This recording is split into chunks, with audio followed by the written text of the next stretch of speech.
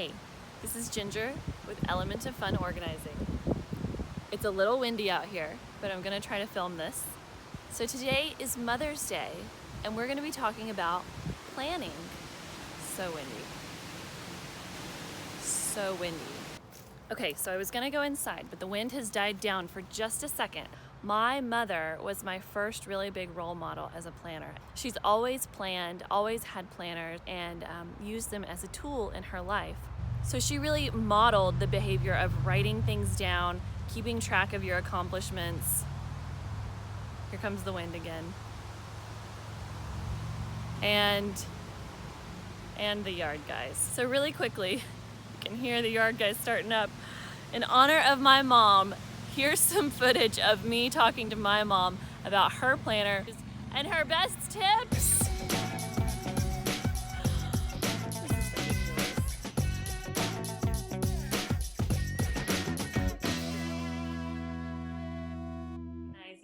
Happy Mother's Day.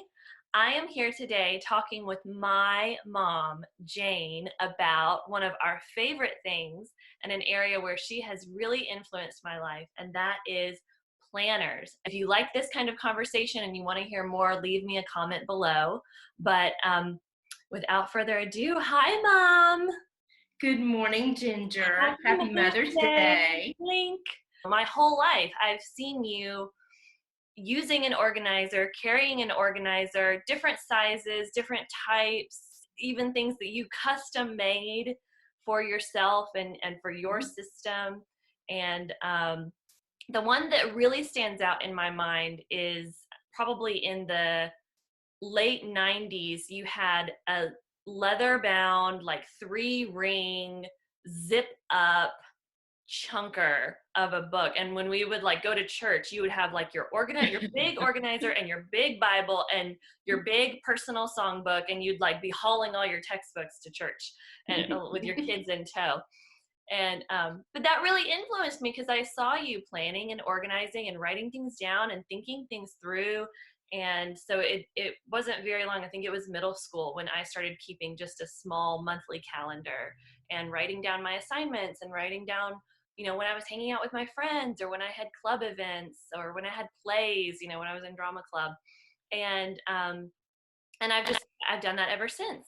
Tell me from your perspective about, what you have used in the past, what you use now, what has worked for you, what hasn't. Go. Well, you might or might not be comforted to know that I still have that big, bulky, black zip-up planner. I do still keep some information in that, but I don't haul it around with me everywhere I go anymore. These days, I use a Moleskine 3x5, soft back in particular is what I love.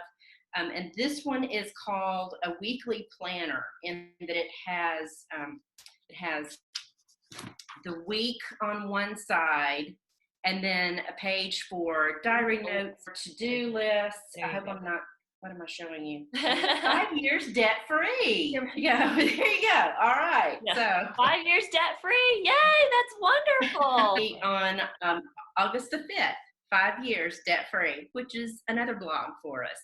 But to your point about customizing my planner, through the years, I have found that a lot of the planners that are out there didn't really do what I needed for them to do.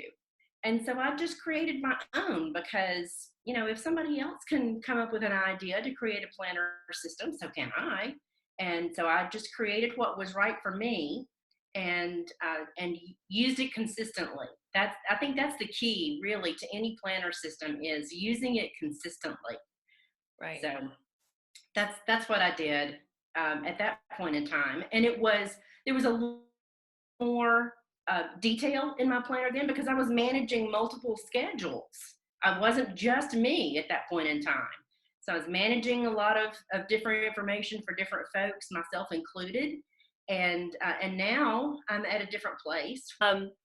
So have you dabbled at all with digital planning? Have you done any digital planning? I have dabbled with it. There's something about paper though that just I can't give up my paper. So, but I have tried digital planners before. I use them much more with work than I do with my personal schedule. I don't find them as satisfying, though, as just paper and pencil.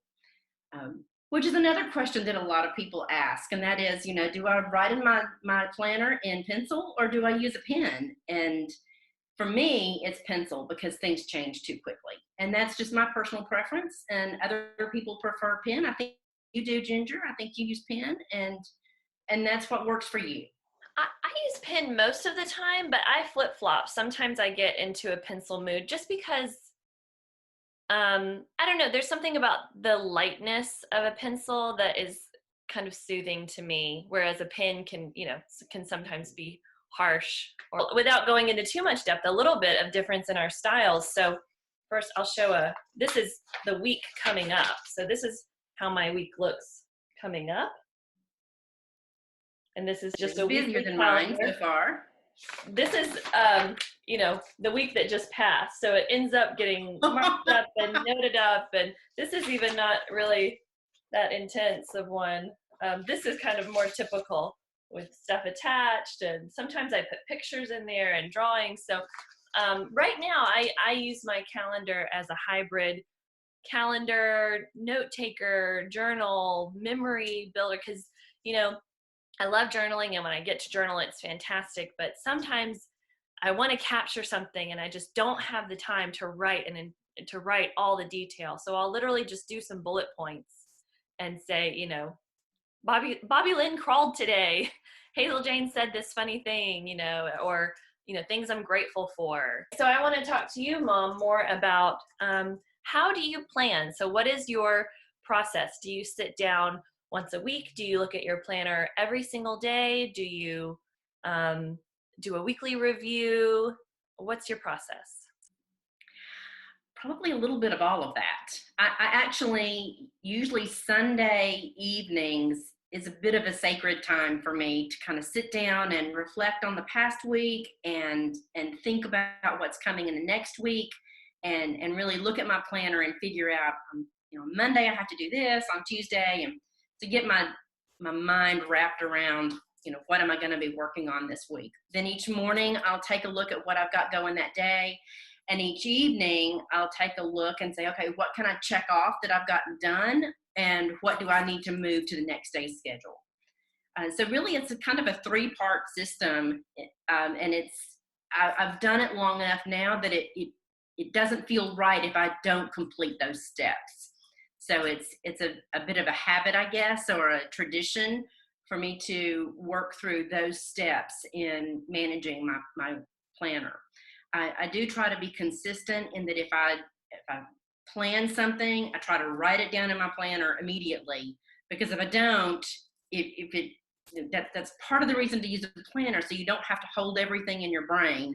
You've got a personal reminder of what's going on. So I try to write it down as soon as possible so I don't have to keep on trying to remember it in my brain. I also use my planner as a bit of a journal and absolutely a memory keeper. I put ticket stubs and pictures of events and all kinds of interesting memorabilia in my calendar, so that a year later, when I'm looking back at last year's calendar and I flip through, I'm like, oh, I did that. That was so much.